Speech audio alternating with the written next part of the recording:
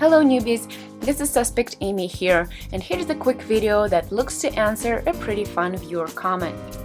Goodman Wiseman asks, can you compare War of the Visions to any other games that you've played and enjoyed? I started writing up an answer to this for my upcoming Q&A video, but it was such a good question that my answer just kept getting longer and longer, and eventually I decided to make a video just talking about this topic.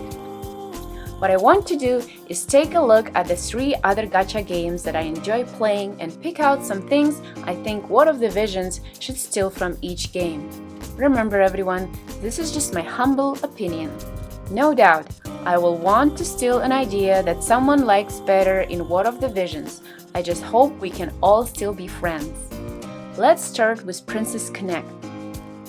Some of these gameplay videos are not mine because I've only been playing this for a couple of months and my accounts are embarrassing. I got this from the internet with the owner's permission. One thing War of the Visions should absolutely steal from this game is this concept of 3-team PvP matchups. This is a matchup where you bring 3 teams against an opponent. Your team 1 fights their team 1, your team 2 fights their team 2, and so on. It's all on auto, and the first one to win 2 fights wins the matchup.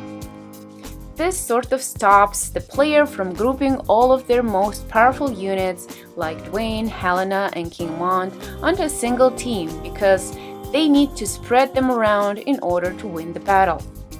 I think this will give some less popular units a chance to bring home some glory. Something else War of the Visions can steal from Princess Connect is the concept of character stories.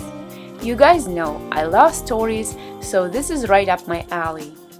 These are usually short 8-episode dialogues that unlock as you level up a character. They walk you through the backstory of the hero, and as you go through these episodes, it rewards you with a few stat bonuses to make that character stronger. There are a bunch of War of the Vision characters that I would love to watch some backstory on, like Frederica or Venera, and getting some minor stat boosts for them is icing on the cake. Next up, Epic 7. The first thing War of the Visions should absolutely steal from Epic 7 is the ability to draft a team during live match battles. Being able to pre-ban a hero that your account is weak against, as well as taking turns counter-picking against each other, is more fun than actually doing battle. In War of the Visions, you can draft our teams, it will auto-equip their favorite gear. Then, we take 30 seconds to flush out espers and vision cards before the battle starts. I feel like this has a lot more strategy involved than these bland matchups we have now. Let's walk through an example together. He's got first pick, so I ban Helena up front because I don't want him to pick her. He bans Yuna because he thinks she's annoying. He then picks Cloud first, so I counter him with Zazan and Kitone. He needs to dig into this character pool and see who is strong against Evade and Earth. Maybe he picks King Mont to keep my team busy, and Halloween Leela to wreck everyone. I have 2 melee guys, so I will bring Lara Croft to soften these guys up from a distance, and maybe Lemur to quicken the heck out of everyone. He last picks Elena, and now I know I am in a big trouble. I ban King Mont because he's pain in the butt, and he bans my Zazan because he's my only character that's hard to kill. There you have it, a 3-on-3 matchup where I'm pretty sure I'll get crushed. But wasn't that a fun draft? The second thing War of the Visions should absolutely steal from Epic 7 is their awesome boss information system. Before you go into a battle with a boss, you can read up on their weaknesses and even browse what skills they have and their status effects. You can even look at what skills their minions have. In War of the Visions, you either need to watch a YouTube guide before you start or do a scouting match with the boss so you can figure out their weaknesses and abilities. This wastes a bunch of energy, of course. What makes Epic 7 even better is if you retreat or lose in a battle, you get a refund for any energy you spend.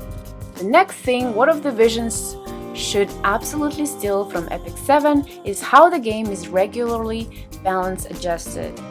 This is where they take a look at unpopular units that aren't being used much in PvP or PvE and upgrade them to bring them more in line with current heroes. Epic 7 updates unit strengths in 3 ways. One is for lower rarity units. Some are given a specialty change quest to make them have better stats and abilities. In War of the Visions, I would say this is similar to how an old SR unit like Sosha can get their EX job unlocked and get stronger that way. The main difference is that in Epic 7, these low rarity characters become extremely powerful, many of them regularly ranking near the top of PvP or PvE meta. Second, Epic 7 gives some characters exclusive equipment.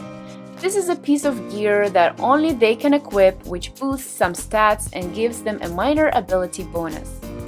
In War of the Visions, this seems a lot like what they are doing with upgraded masteries on the JP side right now.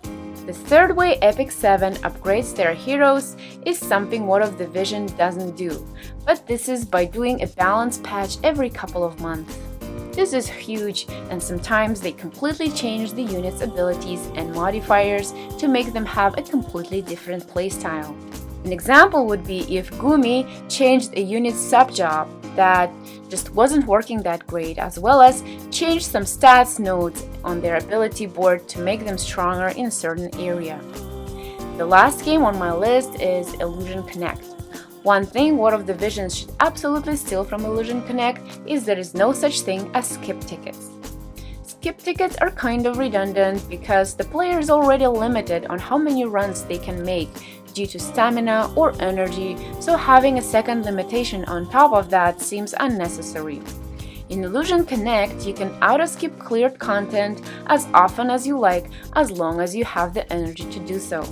To be honest, the most bonkers thing I've encountered since starting to play gachas is this concept of farming, where you leave your phone or computer on all day and have it kill things over and over. I thought this was ridiculous. If War of the Visions simply got rid of their skip ticket requirement, that pretty much solved this farming problem for most situations.